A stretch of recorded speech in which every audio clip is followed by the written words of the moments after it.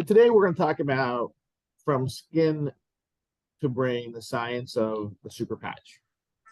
And this technology has been 14, 15 years in the making of research and development, iterative processes.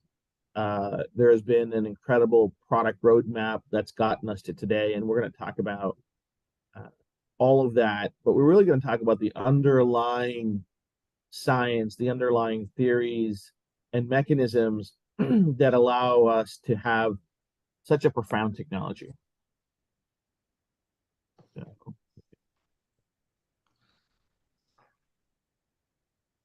So there's some premises that I think make a lot of sense that we all as healthcare providers and professionals will understand, that optimal neurology is a primary requirement for optimal health, right?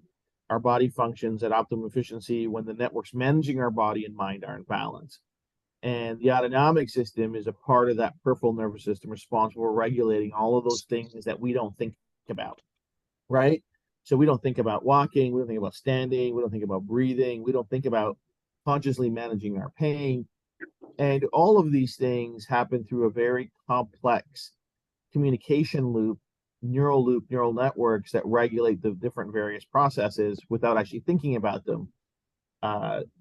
Unfortunately, genetics, injury, illness, drugs, stress, and other trauma factors compromise this system, and misalignment within the communication of the neural networks can trigger dysregulation of physiological, emotional, and psychological function. So what does this mean? So in the big scheme of things, our neurology controls everything, right?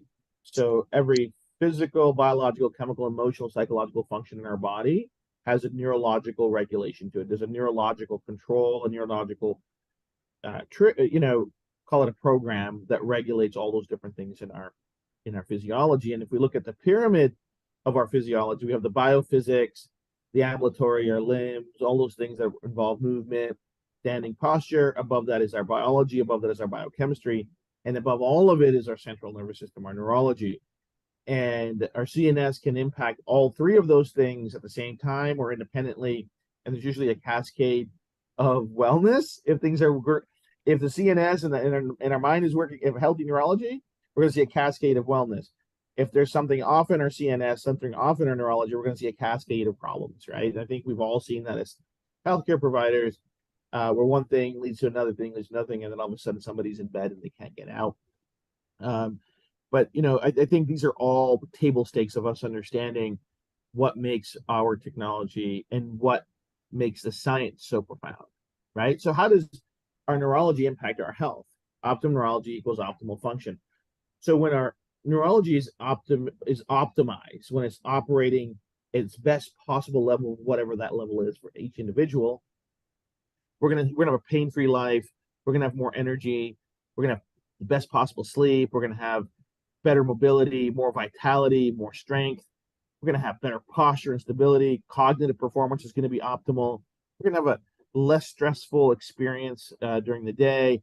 Our mood's going to be better, and our metabolism, among other things, is going to be optimized. When our neurology is not functioning optimally, we're gonna feel it, and we're gonna see it, right? We're gonna have aches and pains. We're gonna have low energy. We're gonna wake up tired because we didn't sleep well. Mobility is going to be challenged. We might even have neuropathy issues. Recovery from illness, recovery from injury is going to be compromised. We're going to absorb that stress, that oxidative, that horrible thing that it does to our body. We're going to see cognitive decline, whether it's memory, whether it's recall, whether it's, executive function, decision making. Metabolism gets compromised. Mood and anxiety obviously become impairing factors in a quality of life. Right. So we want to get to the green. We want to get out of the orange and the red. We want to have a vital, healthy neurology, right? And so then the question is, so great, we want a healthy neurology, we want a healthy mind, we want great operation of our central nervous system. Then the question begs, well, what is neurology? What is optimal neurology? How do you measure it, right? How do you identify it? And how do you help it? So these are all the questions that we were asking in 2009 and 2010, and since we started, R&D. Okay, so how do we get to what's healthy, what's optimal because we got to be able to identify where it's a level set and where to get to, right? So we took some unique approaches to solving that problem. So measuring optimal neurology. So the gold standard for normative EEG is the Loretta database in the University of Zurich. It's managed by the Key Institute, and it's a database of over 200,000 EEG readings from age 2 to 85. Okay, now that's a lot of data. Okay, and this is the data that's used to investigate neural networks, to come to an understanding of how are those neural networks organized, how are they developing, how are they out of this regular function, and really it's the backbone of EEG studies and biofeedback research. Okay, this is where they go to understand the function of our mind as a normative database, and we've been using and studying the data here going on to 15 years now. So we reached out to them and at the very beginning of our journey because I wanted to understand what causes neurological dysfunction and how do you control that communication. So what is obvious to us, and I think obvious to everybody in this call, is that the language of our mind is brain waves. Alpha, beta, delta, theta, gamma. That's how our mind communicates with itself internally, with the different networks that exist. And that's how it sends information from the central nervous system through its peripheral nervous system, through action potentials and neural signals. And that was the question that I was asking of leading scientists and neuroscientists of, okay, because of my mom's MS condition, to talk to me about these signals. They're saying that, well, because of demyelination, the neural signal isn't getting through. And my question is, well, what's the neural signal, right?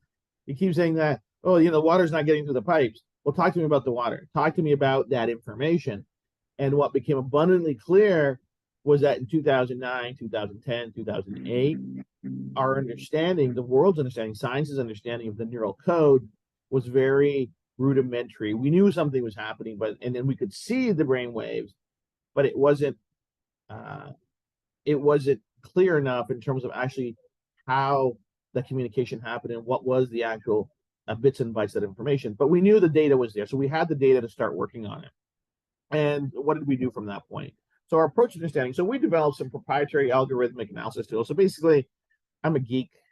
I was in I'm a software engineer by education, by training. I worked in encryption and security software for a long period of time. And over a period of time, I was able to write code. I was able to write programs, machine learning tools that allowed me to apply analysis to this metadata, to this massive sets of data that were sitting inside the Loretta database, because the software program that they provided allowed for some rudimentary imaging, identification. What it didn't allow was for me to understand the regulatory processes, right? The process actually control those very critical health and wellness functions that we take for granted every day. So this approach and development process revealed some remarkable understandings and proprietary breakthroughs since then. So over time, we've had some incredible breakthroughs of our understanding of how that works. So the first breakthrough to a solution. So, when we take a look at our neurology, I think we'll all agree that it is the most complex thing that we know. Our neurology is actually more complex than the cosmos. So, the James Webb Telescope is out there and it's looking at the cosmos and the beginning of time and all these different things. I will argue that our neurology is infinitely more complex, and our mind is infinitely more complex than the cosmos out there. There's more going on in here than there's going on out there, right? So scientists and data scientists at MIT wanted to map the connectivity of our mind and the different networks, and they have supercomputers, and they started topographically, algebraically mapping the different connectivity between the different neural networks, and they reached 11 dimensions of connectivity. Now, everybody on this call, I believe, we probably operate on 3 dimensions. There might be 1 or 2 that might have reached a higher level of development, but for the rest of us mortals, we operate on 3 dimensions. Our mind, what we can show through scientific topography mapping, is operating at 11 dimensions of connectivity. That just gives you an idea of how powerful it is, and it's doing this instantly all the time from the minute that we're born. Probably before we're born, but we only measure it after we're born. And so what I was looking for was a neurodevelopment sequence. So the theory was this: we go from a neural groove, a microscopic thing, and we develop it in the most complex thing that we know, which is our neurology. This happens in 9 months. So my theory was there's got to be a development sequence. There needs to be a blueprint of this development, right?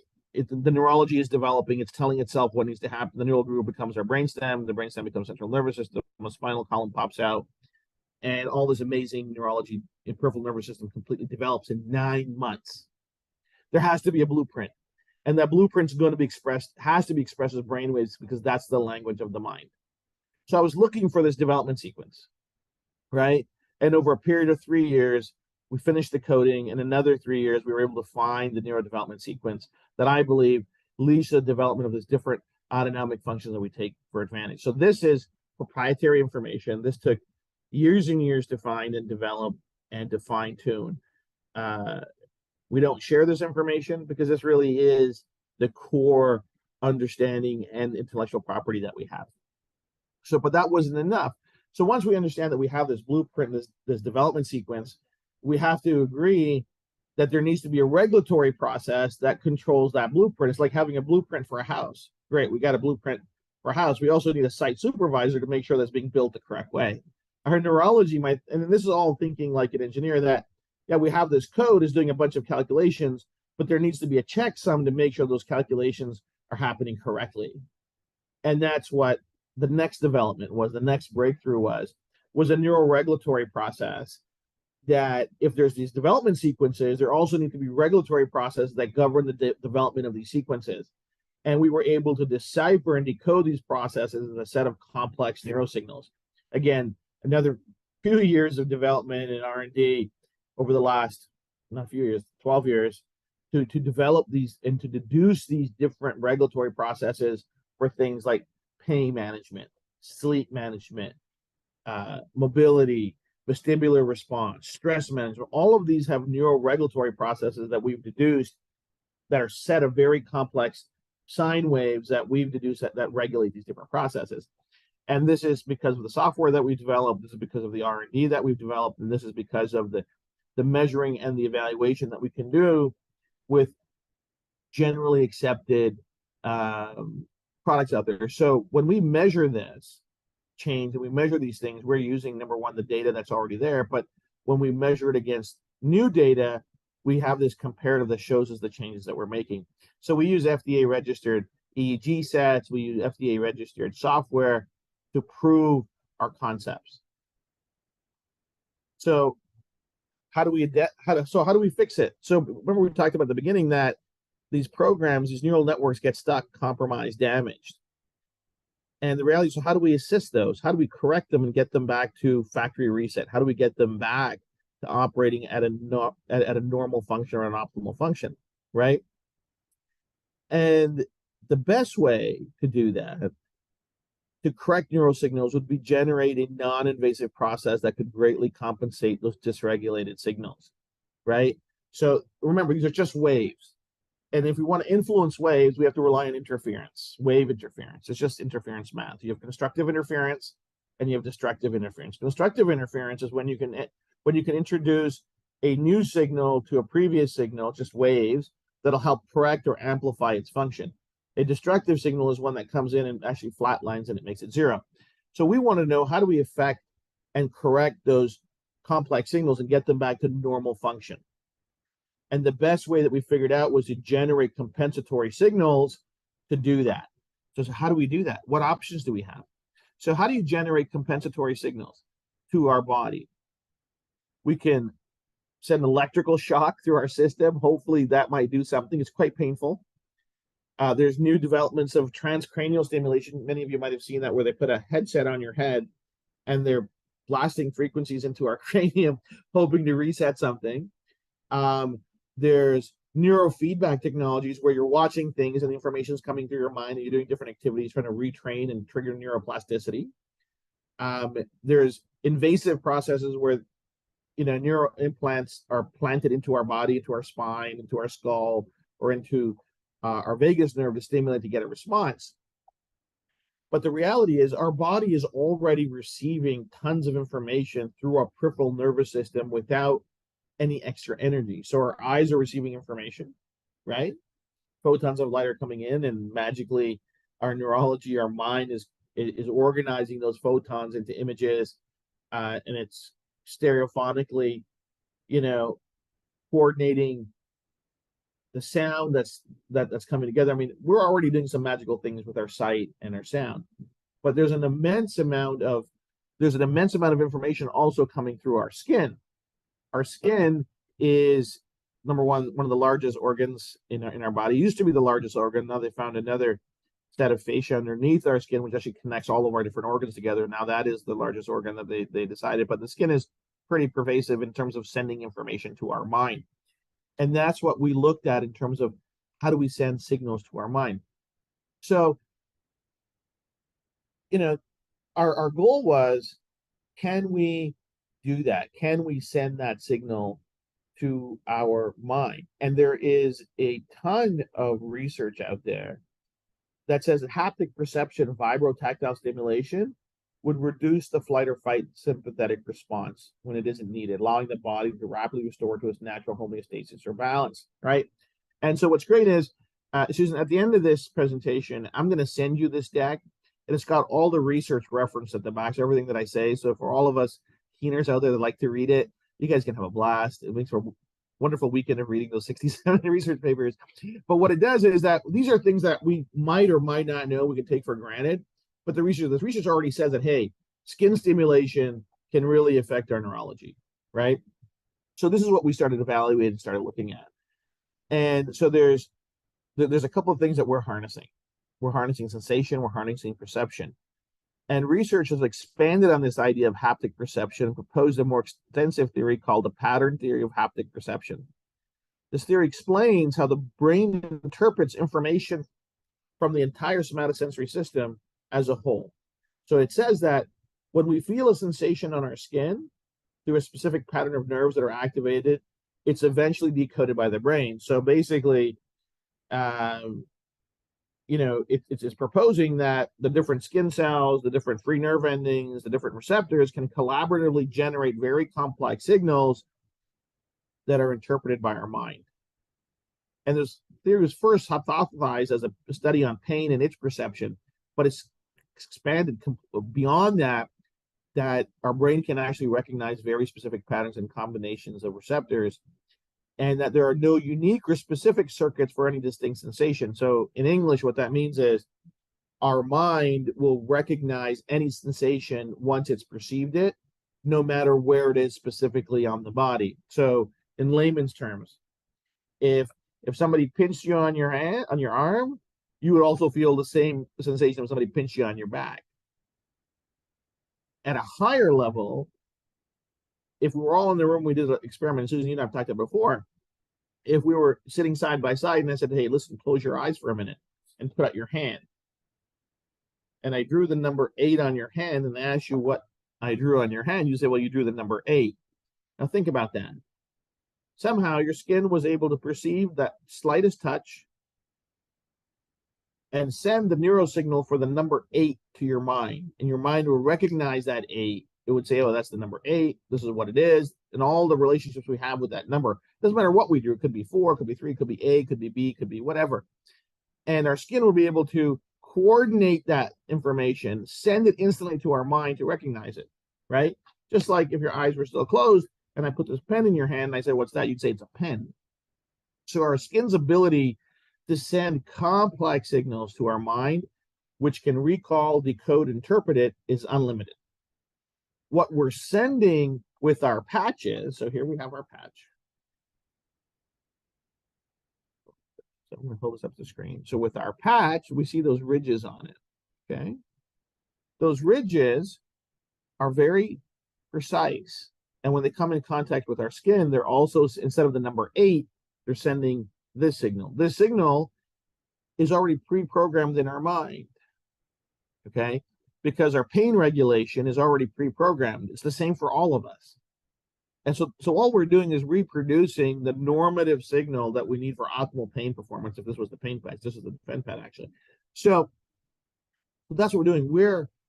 We are restoring the normative neurological function through skin sensation. And it's not our science that's saying it. This is science that's Nobel Prize winning stuff. So let me get to that. So what we did is we hacked and harnessed haptic perception. And so we used neural decoding of the human haptic response. So first we figured out what the code needed to be, what the signals needed to be. Then we figured out how to send those signals through our skin. And what's really interesting is in 2001, Dr. Papatupi and Dr. Julius won the Nobel Prize in Physiology and Medicine for actually discovering the exact transducers in our skin that generate the action potential, right? They actually found the exact mechanism of action that generates the different signals. We always knew that these different cells and free nerve cells were actually generating a signal, but we didn't know the exact mechanism of action. So the exact mechanism of action are these transducers called piezo 1 and piezo 2, which play an amazing role in not just sending signals, but overall health and wellness. And the research is still ongoing, that through touch, we can send very complex signals to our mind. So this was a breakthrough. This gave us even more clarity of how to channel and organize our products to deliver more efficacy. This is why we went from possibly having 2 or 3 patches to having 11 and more on their way, because we can actually really precisely build some very complex patterns and complex stimulation responses. So that's wonderful. And so what's our innovation? Our innovation is real simple. Every bodily function has a neural code, including breathing, walking, balance, pain management, stress, sleep. I mean, you name it, there's a neural code that controls it. These codes get damaged or stuck for a million reasons, right? Lead to poor health, poor wellness, poor performance. The ridges on the patches are like QR codes that help repair those neural codes, allowing our body to operate at our mind and body to operate at the highest level. All of the patches will have a unique braille pattern on there. So what we've developed is braille for the brain. Each patch triggers a different response on our skin that's interpreted by our mind, which corrects compromised signals. As soon as those compromised signals are repaired and restored, we started seeing an immediate cascade of benefits. And because there's no ingestion involved, because there's no delay involved, because our neurological system operates almost at the speed of light, the response is immediate. This isn't try it for 30 days, you're going to feel something. You're going to feel the benefits very quickly. So what does it mean? So we call our technology vibrotactile trigger technology. And so here's our mind. So this is actually an image from a brain mapping tool that we have. You put the EEG set on, you look at the minute. So here's a brain that's having some neurological dysfunction. It's hyperactive. It's hypo in some other places, but mostly it's hyper. It's outside normative operation. We put the patch on. This is with the Liberty patch. We put the patch on, and we see overall neurological homeostasis. Reset that mind in seconds. This is not days. This is seconds, right? And we know that neurological homeostasis is going to lead to physiological homeostasis. So this is why this is so important. And this is why this is so powerful, because we finally have a tool that can start at the top of our wellness, which is our neurology, and then work down. We have a top-down solution that can impact our biology, chemistry, and physiology. Simple. People say, how does it work? It's great. You take a patch, it triggers a response, it affects our body and the central nervous system, and then we feel the difference. What we've been able to do is take a very complex and a very profound science and make it into an elegant solution that's drug-free, that's safe, doesn't have side effects, it's easy to use, that's friendly, that's affordable, right? So those are all the key things. And what we've done to validate all of these claims is we've done a number of studies and more on the way that validate the efficacy of our technology, because as healthcare practitioners, we understand that we need to be able to validate the claims that we make, right?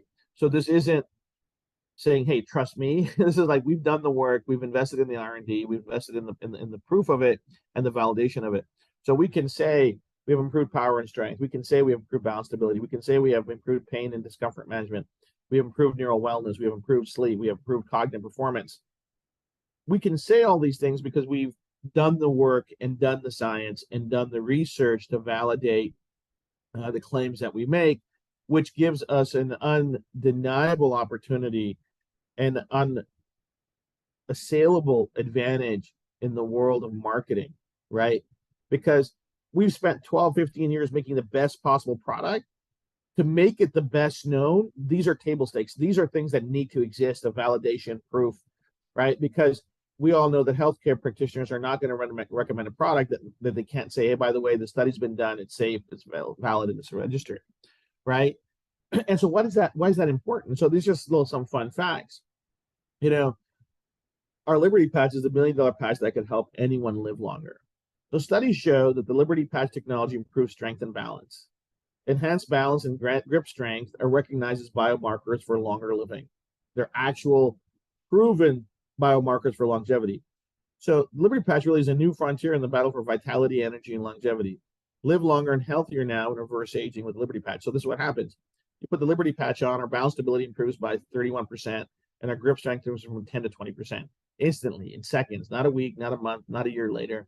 No, you don't have to change your nutrition, you don't have to change your diet, you don't have to change anything. Your lifestyle, immediately your biological age reduces. Nothing in the world does this. And it's validated, it's proven, you can test it yourself, and you can share that with anyone in the world, right? So what separates us as a product? What separates us as a company? 100% drug-free, immediate proven benefits, million happy customers, FDA registered, clinical proof, 30-day money-back guarantee, made right in the United States of America, 95% positive user rating. It was like 95%. I've got news flash. Nothing's 100%, right? There will always be some people that don't get a response, and it's unfortunate. But thankfully, they're not going to be hurt because they ingested something or it's not a reversible thing. Just peel it off. It's real easy to reverse whatever they don't want to do. And this is what separates us. So we've got solutions for pain, for sleep, for energy, for stress, for mobility, for athletic performance, for metabolic response. Every single patch from an economic model is hundreds and hundreds and hundreds of millions, if not billions of people that need that solution, right? So, and they're easy to use, they're easy to recommend, they're easy to store, they don't expire. So we don't get into a challenge of saying, oh, you know what, if I don't eat these vitamins, they're going to expire. We don't have that case, right? They're easy to ship, they're easy to transport. If we have clinics, they're easy to store. They don't take up a lot of space to have a super patch corner. A lot of people are getting these little spinorama things. They put all the patches on. It looks pretty cool in their clinics because they can show them the product, they can show them what it does, and it's really like Christmas. Here's all the different references. But Susan, I'll make sure you get a copy of this for you as well as you, Sterling, and then you're more than happy to share that with your colleagues and different things. I'm going to stop right there. And so that's what separates us from everything else in the world. It's the validation, it's the science, it's the years of R&D, and it's the regulatory check marks. And I know we're not all big fans of regulatory, but the reality is, if we stay within the guardrails, we can help more people, right? Because we don't, speed bumps just get in the way. And that's what separates this opportunity from any other opportunity out there from a product standpoint. What we need to do now to help reach as many people as possible is have the right people, the right team together so we can share it, educate, and help as many people as possible.